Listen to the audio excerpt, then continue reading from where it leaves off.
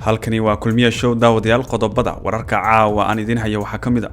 Villa Soomaaliya oo cadaadiskii ugu badnaa saartay maamul goboleedyada kadib go'aankii Puntland muxuu yahay qorshaha cusub ay damacsan tahay villada maamulka gobolka Banaadir oo ku dhaartay in maalmaha soo aadan uu mid u gali doono dhammaan guryaha ku yaala Muqdisho si looga soo saaro al-shabaabka ku dhex dhoomanaya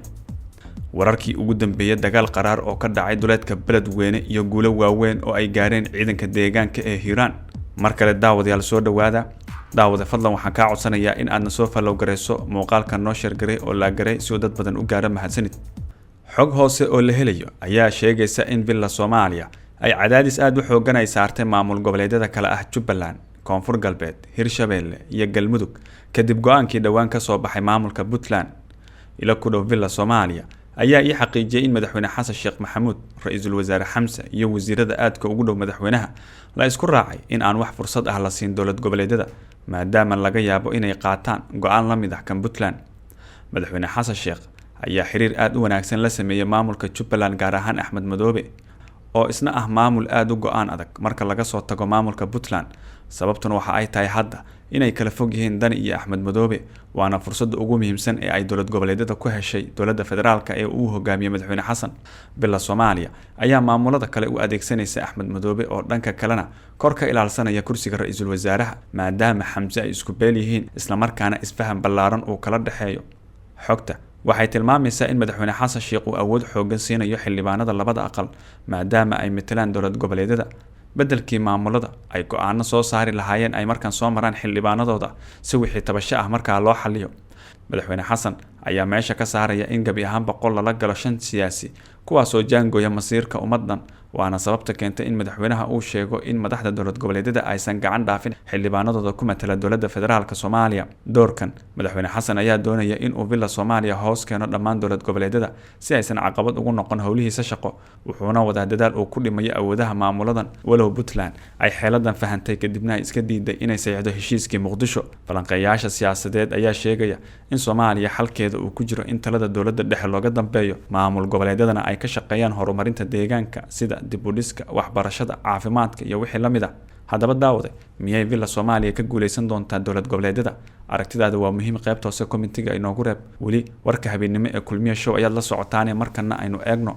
maamulka gobolka Banaadir ayaa maanta waxa uu ku dhawaaqay in magaalada Muqdisho ka bilaabayaan howlgallo lagu baarayo guryaha caasimadda kaasi oo lagu raadinayo xubnaha caasimadda kaga dhuumanaya argagixisada al-shabaab gudoomiye ku-xigeenka amniga iyo siyaasadda gobolka Banaadir Maxamed Axmed Diiriye oo warbaahinta la hadlay ayaa shaaciyay arintan isagoo tilmaamay in iyada oo la fulinayo baaqi madaxweynaha la bilaabi doono baaritaan lagu galayo guryaha dadweynaha magaalada oo dhan shacabka gobolka Banaadir waa inay u diyaar garoobaan in guri walba la gali doono dhilqaha ku dhex jira ama khawaarijta ku dhex dhoomanaysa ee isku dayaysa in ay dadkaasi ku dhex noolaadaan ayaan rabnaa in aysan nagu sii dhex noolaan ayuu yiri isagoo hadalkiisa sii wata waxa uu yiri ha u qaadinina inay wax cusub tahay waxaan rabnaa in isbedel la taaban karo la imaano dhanka amniga annaga oo hay'adaheena amniga kaashanayna guri ayaa loo baari doonaa magaalada dadkana qof kasta waxa uu yahay meesha uu ka yimid iyo guriga uu ku nool yahay ayaa la ogaan doonaa sidoo kale waxa uu sheegay in uu bilaaban doono howlgal amni oo dhan kasta ah taasoo ugu horeeya baaritaanada lagu sameynayo guri kasta oo ku yaala Muqdisho isagoo shacabka ugu baaqay in aysan culeys u arkin oo la socdaan arintan ma dhici doonto buu yiri in madaxweynaha jamhuuriyadda uu dagaalka ku dhawaaqo in magaalada Muqdishona aysan wax iska bedelin gobolka Banaadir waxa uu la mid yahay gobolada uu ka socdo dagaalka ka dhanka ah al-shabaab hala dul qaato oo ha loo diyaar garoobo khawaarijtaasi ayaa la baarayaa qofna looma dan laha haddii kale habeen kasta iyo maalin kasta bambada tuugnimada ah ayay kula dhex jirayaan oo dadka ayay ku gaadayaan ayuu yiri arintan waxay imaanaysaa xilli uu shalay banaanbax weyn ka dhacay magaalada Muqdisho kaasi oo looga soo horjeeday argagixisada al-shabaab isla markaana shacabka caasimadda ay ku muujinayeen ka qayb ahaanshahooda dagaalkan oo ka socda qaybo badan oo dalka ah madaxweyne Xasan Sheekh oo ka qayb galay kacdoonka Muqdisho ayaa isdul taagay duruufaha amni ee u gaarka ah caasimadda iyo dadaalka dowladdu ay ku bixinayso sidii ay nabad iyo xasilooni ugu noolaan lahaayeen bulshada caasimadda isaga oo ku bogaadiyay baraaruga ay muujiyeen ee ka dhanka ah al-shabaab iyo garab istaaga halganka xoreynta dalka madaxweynaha ayaa kula dardaarmay guud ahaan shacabka Soomaaliyeed iyo dadka caasimadda inay la shaqeeyaan laamaha amniga soo gudbiyaan xogta argagixisada ku dhex dhuumaalaysanaysa guryahooda iyo ganacsiyadooda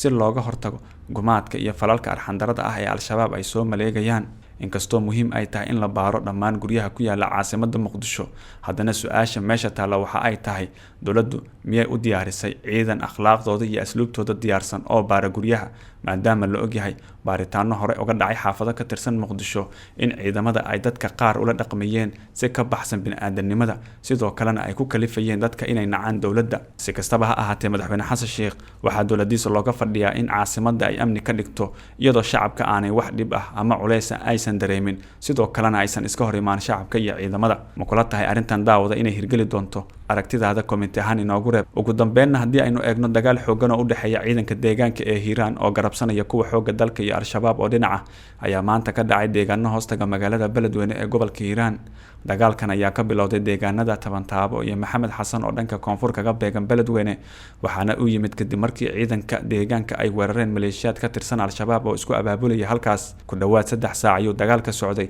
iyadoo halka lagu dagaalamayay ay gurmad ahaan u gaareen ciidanka xoogga dalka, iyadoo ugu dambeynna laga awood roonaaday Al-Shabaab. maamulka magaalada Beledweyne waxa uu sheegay in laga hortagay weerar xoogan oo Al-Shabaab doonayeen inay kusoo qaadaan magaaladaasi, dagaalkana uu ku faafay deegaano kale, balse hadda dhammaan goobihii lagu dagaalamayay ay joogaan ciidanka dowladda. inkastoo aan si rasmi ah loo xaqiijin khasaaraha nafeed ee ka dhashay dagaalkan, haddana xogta waxay sheegaysaa in dhinacyadu waxyeelo soo kala gaartay, waxaana hadda yaraaday dhawaqa rasaasta. Al-Shabaab ayaa maalmahan dambe waxa ay xoogga saarayeen weerarada ay ka fulinayaan deegaano ka mid ah Hiiraan, maadaama shacabka Hiiraan ay noqdeen kuwii ugu horeeyay ee kacdoon ku sameeya argagixisada. sababta ugu weyn ee loo bartilmaameedsanayo shacabka Hiiraan gaar ahaan beesha Xawaadle ayaa ah inay awood u yeesheen inay shacabka Soomaaliyeed tusaan in lala dagaalami karo argagixisada. tan iyo wixii ka dambeeyay kacdoonka shacabka Hiiraan, waxaa suura gashay in Al-Shabaab laga saaro deegaano badan oo dalka ah, iyadoo weli ay socdaan howlgallada ballaaran ee dalka looga xoreynayo.